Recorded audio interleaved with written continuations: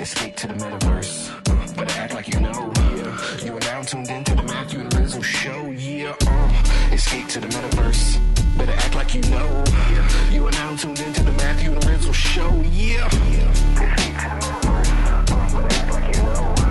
You are now tuned into the Matthew and Rizzo show. Yeah, escape to the metaverse, better act like you know. You are now tuned into the Matthew and Rizzo show. Yeah.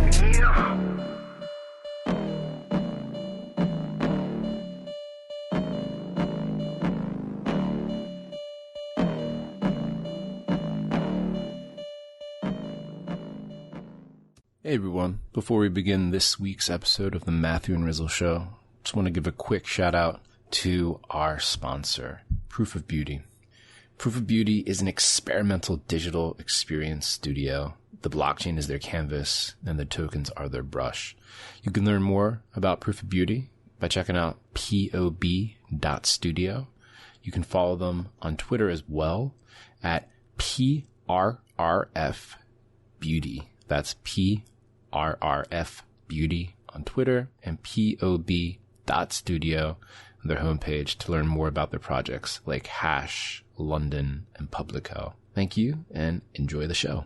Okay, Latashá, welcome to the Matthew and Rizzle Show. Hello. How's it going? Pretty good. Really excited to talk about all the things going on at Zora. But before we get into all the meat and potatoes, I'm curious if you could introduce yourself a little bit. Tell us about your background, where you're coming from, what brought you into NFT land and down the crypto rabbit hole, and we can go from there. Sure. My name is Latashá. I am a singer-songwriter, rapper, producer, artist overall, and now I am also head of community programming at Zora.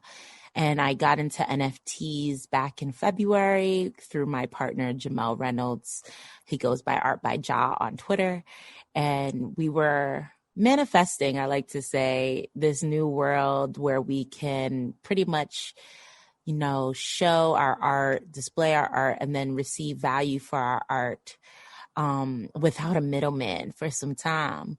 And then one day my partner came into the room and he was like, yo, I'm selling my art online. And I was like, what are you talking about? And he was like, this thing called NFTs. And I didn't believe it. I thought it was a joke. I was worried about copyright. I was worried about all the things. And then I really started studying blockchain in January, December, around that time of 2020, 2021. And I realized that this was really a viable way for artists to figure out revaluing their creations. And so I got in February. I minted my first piece, which became one of the first music videos on blockchain on NFTs. And then I also became the first woman rapper in the NFT space. And since then, I've been just running amok with multiple different types of NFTs, from video, music video, film, photography, music on its own, and really just trying to create a new blueprint for artists to see success for themselves in a new lane. And it's been really beautiful. And then Zora, I've been a big fan of Zora since I started this journey. And Zora hit me and was like, hey, do you want to become community lead? And I was like, absolutely, I do.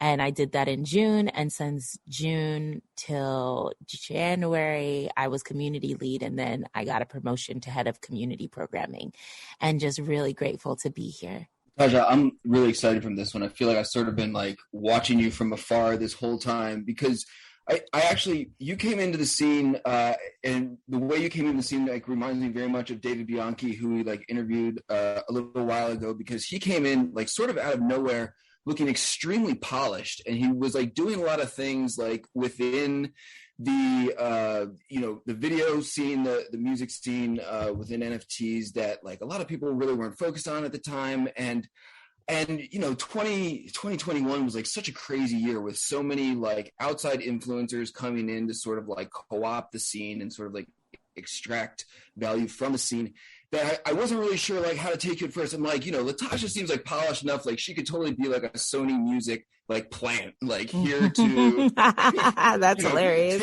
Take from all of us.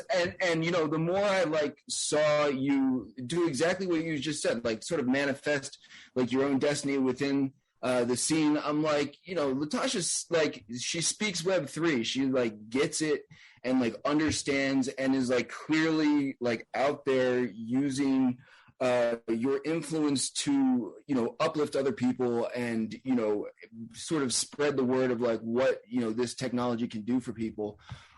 So I'm a big fan from afar, and I'm like really honestly like totally relieved to see that you aren't like a Sony Music plant or something. I feel like from afar, it seemed like right around like NFT NYC time is when I felt like you like really started blowing up, or at least like that's when it started to seem like oh man, like Latasha's like really getting some traction. She's selling some NFTs for a lot of money, and doing well for herself. Is that what it felt like for you, or what's like this whole like run up been like for you? Well, I'm so happy that you thought I was a plant. That makes me feel special. But my whole career, I've always kind of wanted to keep independence. That's like, I'm from Brooklyn, so I've watched Jay-Z a lot of my career and heard him say things like keep your masters, stay as independent as you can for a long time. And I've witnessed artists like, Frank Ocean and Jay-Z and Nas and a bunch of different kinds of artists figure out different lanes for themselves, utilizing the industry or not utilizing the industry. And for me as a woman artist, I just couldn't really fathom being controlled in the way that the music industry does for women. I've had a lot of labels hit me up and be like, yo, I want you to get signed. I want you to do things. And I didn't like it. I just spiritually, it didn't connect with me. But when I got into the Web3 space, this immediately clicked for me. It made sense in the sense of like having my community and people that really genuinely love the work be a part of the collection of it, be part owners of it. This all made sense to me. And so when I got in it, I was like, I'm going to do anything I can to make sure that this story gets pushed. Not just my story, but the story of Web3 becoming the new frontier for us as creatives and developers as well. And so my journey, I think, started all the way in February and then just kept growing little by little. It was like small things were happening, like Her Story DAO developed, and then I was, I had like the first highest sold music video back in May, and then things just kept happening. And then before I knew it, it was like, okay, NFT NYC. I'm performing now. Like people get to see the years of performance work that I've been working on, right? I've been working on performing since forever, pretty much. I think I've been performing since I was a little kid, but on stage performances have been happening since I was first starting this rap thing. And I've performed on the same stages as some of the greats like Kendrick and, Kanye and Q-Tip and all these crazy people. So I've always had this bag ready to just be open, and then this space really allowed that to just open up. And then NFT NYC came, and there were just like a lot of things happening with NFT NYC and a lot of things that I saw that I wanted to change within the NFT space for, Black and brown folk, for LGBTQIA plus folk. And so I was really adamant about changing stuff. And so used my Twitter a lot to speak on those concerns. And I think that's when things just started to people were really listening now. But I've always been here. I've always been saying stuff and doing stuff. I just think NFT NYC catapulted a bit of it. 100%. One of the questions that I had, and I was really curious to kind of dive in over the conversation, because Zora's been around for a while and they've been going through a couple different iterations. I've always vibed with all the tweets coming out of Zora. They feel, they live and breathe, and they have the same heartbeat as this space, I feel. And now in their most current iteration as a market protocol, I'm curious if you can kind of unpack where Zora's at today, who's integrating the protocol and all that good stuff.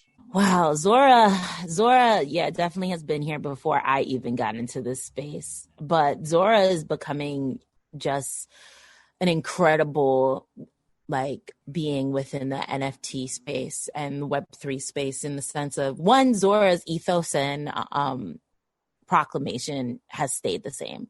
It's about autonomy. It's about sovereignty. It's about getting rid of the middleman. It's about saying fuck the system and really just allowing people to create their own through what we have for tools. If anything, Zora, I'd like to see is a tool base for artists and developers to create their own, right? And now the platform is advancing. We're moving into our next worlds, which is V3. And I can't even say all the amazing things that are coming up yet. But I assume once this comes out, you guys will see that we moved into buy now, and we've already moved into being an aggregator platform. So it's more like a vibier version of OpenSea, I like to say. Like the really dope vibey version of OpenSea with really cool aesthetic and really dope community. And I think what Zora offers that's very different from anywhere else, and why I was so adamant in pushing Zora, is this real idea of sovereignty, this real idea that I could build my own, and I could take the steps that Zora implants and make my own through it. And now with buy now coming for Zora, with all these other things that are coming that I wish I could just scream out, we're really going to see Zora become like what it's supposed to become. And not to make it like it's going to be the world of Zora through Web3, but I feel like Zora is going to be the example of what a really dope, project is within Web3, a really dope example of how artists can really find a world for themselves too. So I love Zora. I'm so excited for it and excited for everything that it's going to bring forward. Yeah, I feel like one of the things that you're really passionate about also speaks to me as well, in terms of like, being able to use this technology, in your case, Zora, as well, to like, give opportunities to people who might not have otherwise had these opportunities to, make a living creating for themselves, or make a living at all from their, form of art, whatever it may be. Right. This is something I've given a lot of thought to as well, and I don't even know like if anyone really knows the answer, but like, clearly as someone who's given this a lot of thought like yourself, like what does our space need more of in order to like continue, this mission, so to speak, of like, using this technology to give opportunities to people, what are we lacking, or what do you think like, Web3 as a community can do better to like sort of, just continue to make progress in that area? I think it's really important that in the early stages that we're in right now, I like to call us the dinosaur stage right now. Like we're really on some pterodactyl thing, right? Yes, totally. So I think it's important in order for us to advance and progress, in the best way that we can, is to listen and really listen to what the people are asking for and need. I think that's why I'm really excited for Zora, because I think Zora does a lot of listening and taking in information and then developing things that speak to what the people are looking for. I also think I don't want to say the word diversity, because that word is such a triggering word, but I think thinking in the sense of who's at the table, of all these projects that we're creating. If your table looks just like you, it's a problem. I think everybody who's creating something that's really important needs diversity in the sense of like different skin, different, economic status, different sexuality, all of it, because these stories is what's going to really catapult us to the next wave of what we need to be in the world. Web3 is going to become the world. You know what I mean? In the next couple of years, we're going to see this be everything. And so we need to make sure that in the beginning stages of it, we're bringing everyone and all types of narratives and stories to the forefront of this thing, and all types of art too, right? Like we don't want to just see shiny beings that don't look like us art all the time, which I love. I love a cyberpunk art, but I think it's really important to also have art that speaks to our human being and our consciousness and where we are right now. And I want to make sure that we save the human race before we all AI ourselves in Web3. So I'm always thinking about those things. And I think what's also is important is coming into Web3 with the energy of, you know, this is going to be good for us. You know, I think a lot of people come with their skepticism and, you know, their issues and their doubts. And I think it's important, if we all want to see this advance, to have a collective consciousness of advancement, of betterment, of something that's going to really transform the world. And so I push that often, and not to be some toxic positivity person, because I hate that shit too. But I think it's really important for people to think, yo, we're all in this because we wanted change. We wanted something different. We wanted to create a new foundation for us, and the world that we were in just wasn't doing that for us anymore. And so I like to think like that often. Well said. Yeah. Did you see my toxic positivity tweet? Is that what you said? No, I didn't. That. No, I definitely didn't. My bad. I didn't even know. Oh, no, it's okay. I was just like talking trash on toxic positivity, basically. No, well said. I just wanted to co-sign. Yeah. I'm not here for the toxic positivity, but I am here for the balance. You know, that's what I'm here for. And I think it's important that we think like that often. Definitely. I mean, definitely keeping an eye to the future and like understanding the raw potential and full potential of this technology on creating a much, much different world than we live in today is huge, paramount, and like self-inspiring, and just it helps move everything forward. And then the inclusion aspect that you're talking about, like bringing as many people to the table as possible, like creating like UN meetings all the time amongst everyone. I feel like that's crucial, and like a huge feature of the space. It's really, honestly, super exciting to interact with so many folks from different walks of life. Absolutely. But another part being so new, and especially with the protocol level, that I'm curious to hear about is like the education, the awareness, like helping folks figure out how to use this incredibly powerful tooling that's emerging. How is Zora thinking about that? And then from the community standpoint, curious to hear about initiatives on that front as well. Absolutely. Well, Zora is big on education because we open source all of our code already, right? So we have our docs where people could go and read up, if you're a developer, on how to use the tooling. But then on the very base surface level, I built up Zoratopia, which is my educational front that also throws really dope parties and events. But it started out as just like this hangout seminar where I would just tell people how I got into Web3 and teach them everything from onboarding to minting to different platforms that are available to them, to how to, you know, market and push your NFTs and who to connect with.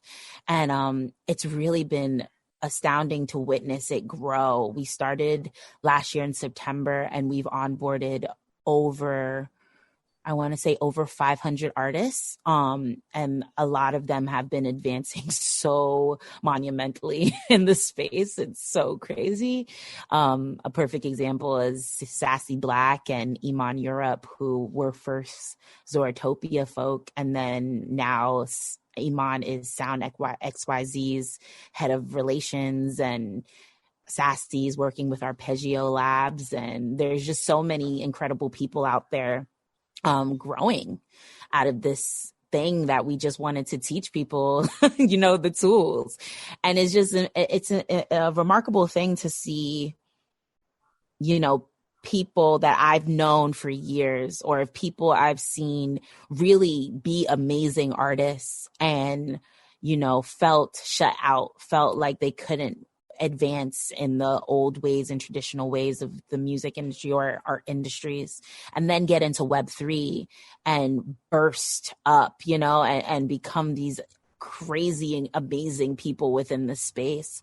And I'm just really excited to see that happen some more. So Zoratopia has really been a foundation for a lot of folks, a community space of education. And then a safe space for, you know, the LGBTQI plus community and the Black and Brown and BIPOC communities. And, you know, we create like these really dope events out in Art Basel or ETHs, you know, all the ETH events that are happening right now. We're creating events within them. So people feel like they have a diverse home to go to, and really connect with people in. And it's been really a beautiful thing to witness. And along with that, Zora is also working on a dev project to support, you know, developers within the space. And I'm really hyped for that too, because I am not a dev, but I would love to learn and meet and connect too. So much is coming out of Zora, and I'm hyped for y'all to just witness it. In terms of like, you know, you do a lot as a creator personally outside of like the community development that you're doing with Zora, and you know, probably have as good of a finger on the pulse of like, you know, what you can and can't do within like the technological limitations of like Web3. In terms of like your own personal musical career, performance career, like, are there things that you feel like the space is significantly lacking, just in terms of like, I don't know, like the size of the file types you wish you could like, you know, mint properly, or like, you know, are there like a couple tools that like you really feel like you would benefit from having in your tool chest, and then like, you know, things would really be able to ramp up for what you're trying to do within this space? Or do you feel like it's more like an awareness thing, like we got the technology, we just need to expose more people to it? Great question. I was just asked this in a Friends with Benefits conversation. And, you know, I have so many ideas of tools that I want to see. But I know it all takes time. So I'm being as patient as possible. But one thing that I'm crying I've been crying for since I got here, was a streaming platform for music NFTs. I really want to see that happen ASAP before Spotify comes in here, which they already are doing. But I still want to see us have our own platform. I think it's really important that we could like listen to us, because I think the artists that are coming out of music in Web3 really are creating some of the most quality music that I've heard in a very long time, and are artists that have taken the time and really been precise about what they want to create and intentional about what they want to create. And they don't always get the looks within, you know, the Spotify's or the other DSPs, because they're not, you know, boxed in projects or plants. Like, you know, they're just they're themselves, and Web3 allows for you to be yourself. So I want to see a platform that really allows artists to stream that kind of music. That's one thing that I would love to see. The beauty with Zora is that, you know, the file size could be very large. That's why I use Zora first for my music videos, because you could actually mint a very large file size on Zora. And I was like, word, that's like incredible. And then it's like 0 fees. So I'm getting all my bang for my buck, which is amazing, except for the gas fee, of course. But everything is a gas fee if you're on Ethereum. But something else that I've been like hoping for is some sort of tool that brings everything together. Like, and I think I've heard of some coming out, but something that I could put like my music NFTs, my music video NFTs, my photography, everything together in one world would be really freaking sick. And make it super easy, make it MySpace easy for me. I want to see that, because I am not a developer and I don't want to become a developer. So anything that's easy, push up a button, let's make it happen, because the people need that. Yeah, my next question is sort of like in that vein, like what else do we need to make, especially NFT music? I feel like this, I've been seeing over the past couple months, a huge push finally, like from everyone, like NFT music. And I feel like everyone's so primed and so ready for this year to be the year of NFT music. What do we still need? And like, what should NFT music actually be? I feel like people in the space sort of have like some biased expectations of what that will look like, but like, what actually should we expect it to be? I'm curious about that. we need more collectors, and diverse collectors. We need to find a way to onboard more of that, I want to say too. Because the issue with NFT music has been that it's the same damn collectors every time. And I think a lot of people who are interested in collecting have this fear of music collection, and that's just because we've lived in a world where music was devalued for so many years, right? Like through the streaming platforms, we really devalued what music is, when what we should have done was where we are at now, right? We should have, in the beginnings of Spotify, there should have been this new kind of form where one person can, or multiple people could have high-end ownership and really support an artist the way they want to, right? And then have the music available for everybody to stream, but not to download, maybe something of that sort. And I would love to see if Sound XYZ and Catalog became besties and just worked together. And then Zora did like the music video, or not even Zora, like Glass Protocol was like, yo, let me put my music videos up in here.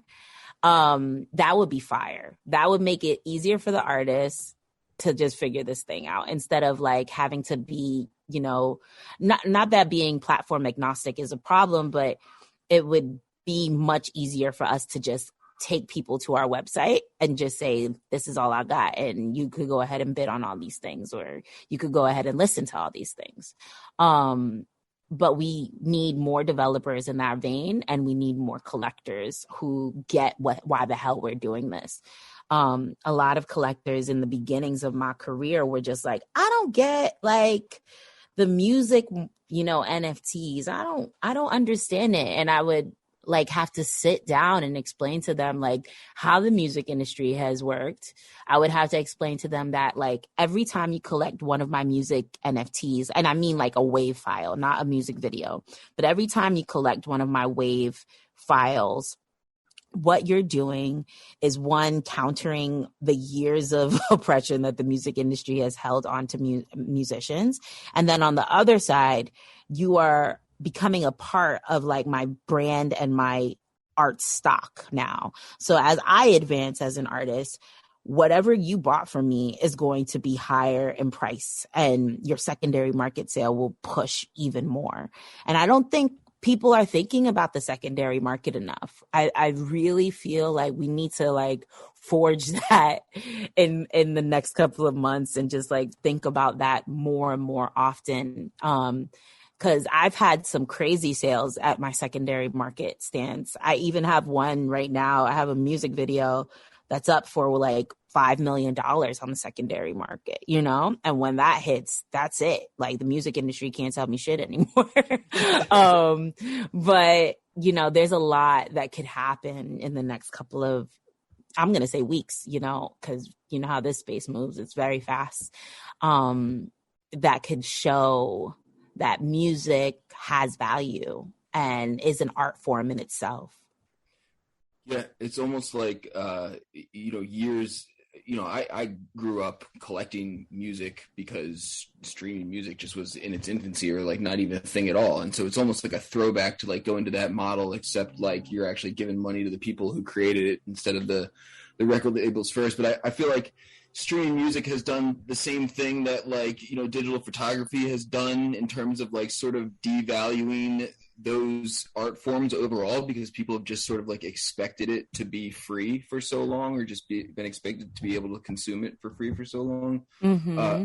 And yo, Tasha, seriously, Matt knows I've been like wanting some sort of like thing, just like you're talking about, like as a NFT collector, you know, I really just want like one wallet that just holds all the things, like all the blockchains, all the different types. Just like let me open up one thing, see all the stuff, like have it, you know, Google style, organize it for me and everything without like, and I think this is why we're like sort of in the dinosaur age right now, right? Because we sort of like have all this tech, but it's all sort of still up and coming in its own like separate silos, and doesn't like quite like play nicely with everything yet.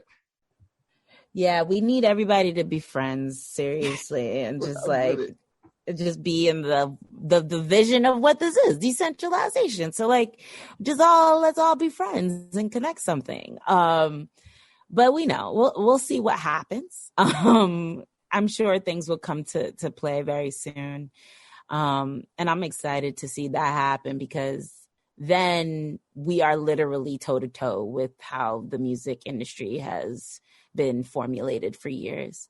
And so that's what I'm here for, I'm here I love a lot of people in the music industry, don't get me wrong, but I've been telling them like, yo, something's going to come where y'all not going to be able to do this no more. And so when we get to that place, what are y'all going to do? And this is the time. My next question for you, though, and this is sort of a privilege of working in community at one of these amazing projects in this space, is we get such an amazing vantage point to look out and see just a bevy of amazing talent on the horizon that a lot of other people may not be aware of. Mm-hmm. So I'm just curious if you can kind of like give us all the names of artists, musicians that are in the space right now that we should be following, that we need to be up on, that we need to be collecting.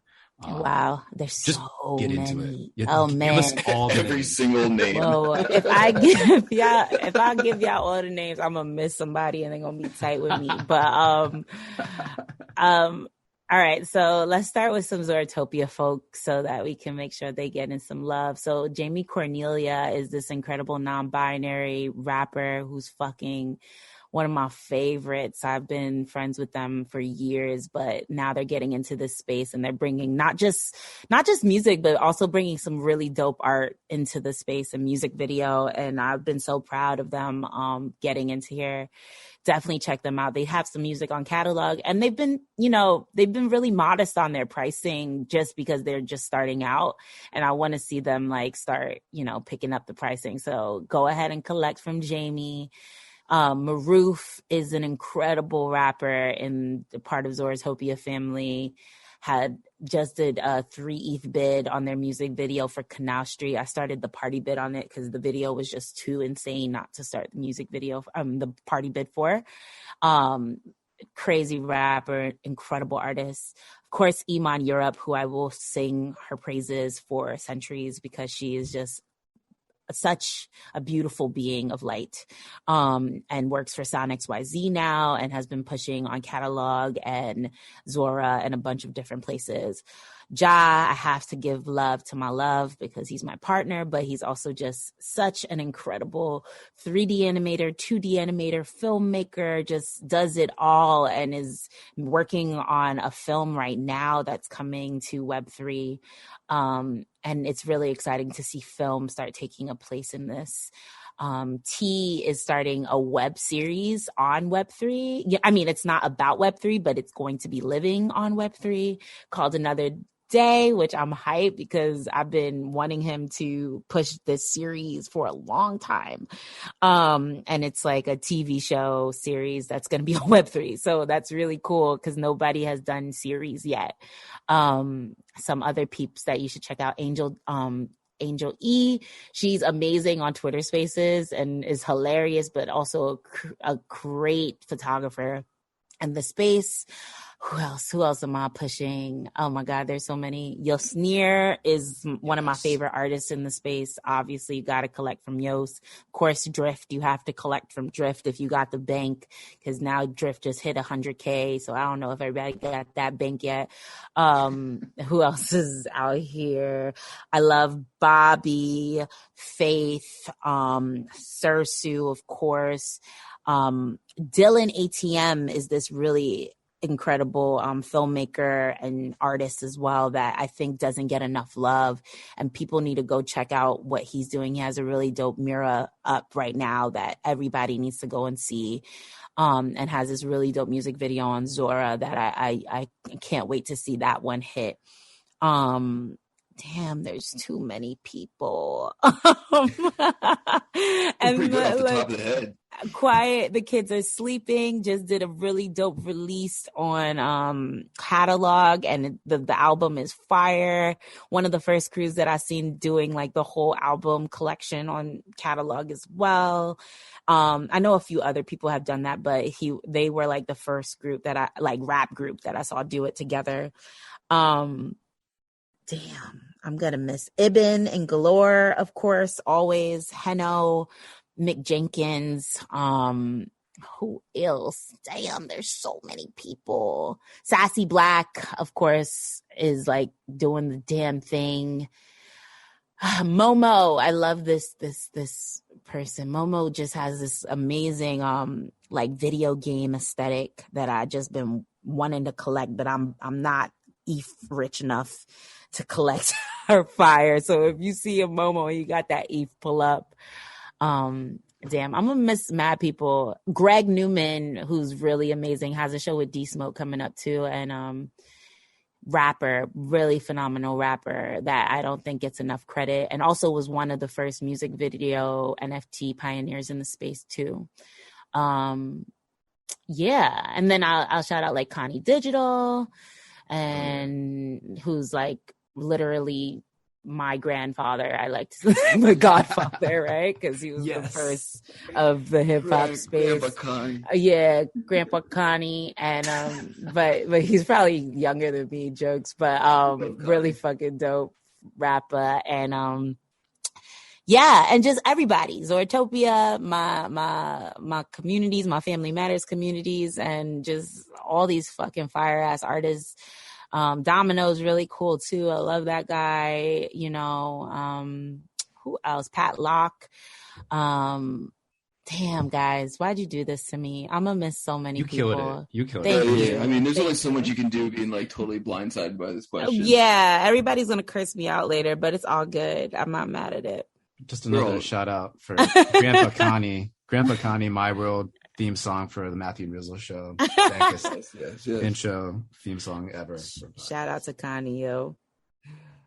Latashá, I feel like we covered like, you know, your story coming up in the space, like where Zora is going from here, like who to look out for, like in terms of like your future within this space, like, you know, I'm like, yo, like 2022 is like 2021 for you. Like it's it's about to get wild. Like where would you like to see yourself? Like given like literally like, you know, we're all sort of in uncharted territory and like sort of trying to manifest our own paths. Like where would you like to end up? Is that like, is Latasha's story intrinsically tied to Zora's like forever, or like, you know, not that you have to say like, you know, cut that loose as soon as I, you know, send that $5 million. Nah. Just sort of curious, like what, you know, where you want to end up after all this. Yo, Zora will always kind of be a part of my work, even if I end up like, you know, doing my own thing. I know that I'm going to continue to develop and grow with Zora because it's truly family.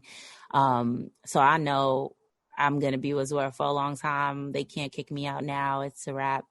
But, but I feel what's going to happen in the next few years, or like at least what I'm envisioning, and keeping very loose with my vision because planning in Web3 is a joke. But, what I'm hoping for is a tour. I really want to create a tour out of Zoratopia and like festivals, Web3 festivals.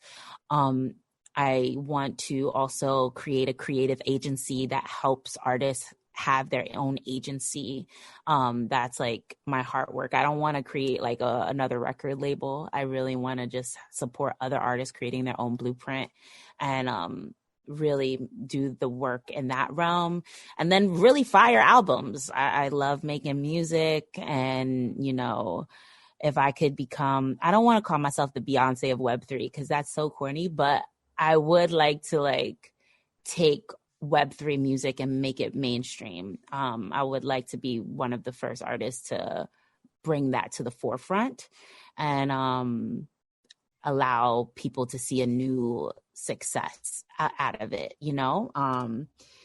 And yeah, and then just like vacation when I want, collect all the art that I want to, because I'm a big baller, ETH head now, or a whale, or whatever you guys call it, and just do, you know, and just have some fun. I want to just enjoy and retire from, you know, all the work like in the next couple of years and just have fun and just create more projects that support more artists and put more really dope artists to the forefront and continue to, you know, be a dope artist in that. Oh yeah. I love that vision. I love Thank that you. dream. Thanks. And then to wrap things up, we always like to ask one final question. And it's almost like a part two to the question that I asked you before. Mm-hmm. But outside of the musicians and artists that you're collecting, like if we were to very intrusively look through your wallet, like what else will we find in there? I'm curious about that. My wallet right now? Yeah. Like your crypto wallet, Your not crypto like your wallet. real wallet. Yeah. Oh, yeah. I know my crypto wallet. I'm not going to tell you I was in my actual wallet because actually there's hardly anything in there anymore. But everything is in crypto and in the webs. In my crypto wallet, you could find like all my homies. I wanted to shout out Clara too, who's like my boo. I have some of her work in there. I got some doodles. I got what else do I got? I got some rare pandas, I want to call them rare bandas, or I can't remember their name, but they're fire. And they gave me some for my birthday. Damn, now I gotta just go in my wallet because now I gotta just because I'm gonna mess up. I got some ENSs. I got some rare Panthers. Of course, I got my Zorbs. You know, I got my Zorbs. I got a homie. I have a real rug. I got some terraforms, which are some of my favorites. I got my crypto coven because we're going to do some brujeria together on this Web3 thing. I got Villains by Feltzine. I love Feltzine, by the way. Shout out to Feltzine. I got a lot of their work. I got the headphones by Aluna, who's really fucking fire in this space too. Encryptus. I just saw that Gary Vee shouted out Encryptus too, which was really cool to witness. Sad Girls Bar, which is also one of my favorites. I got a Holly Plus Genesis token, so I'm pretty fancy. I also have Adabombs because that's the fam, and Long Necky Ladies because I love, you know, what Nyla's doing. I think she's so sweet and sweet pie, and Boss Beauties, you know. And then on Zora, I have some real fire art on Zora. I love all the art that I've collected on Zora, from all kinds of worlds of artists. Yeah, I have a lot. I've collected a lot. I didn't even realize how much fucking NFTs I've collected. It piles up quick. Yo! I got a little lemon head too. The little lemon friends. They're so cute. Now I also have a party bid punk. I have 3 party bid punks that I was a part of. Yeah, I got a lot. And then I got mad tokens, all kinds of weird tokens that I don't know what they're going to be worth, but I'm excited about it. So that's where I'm at.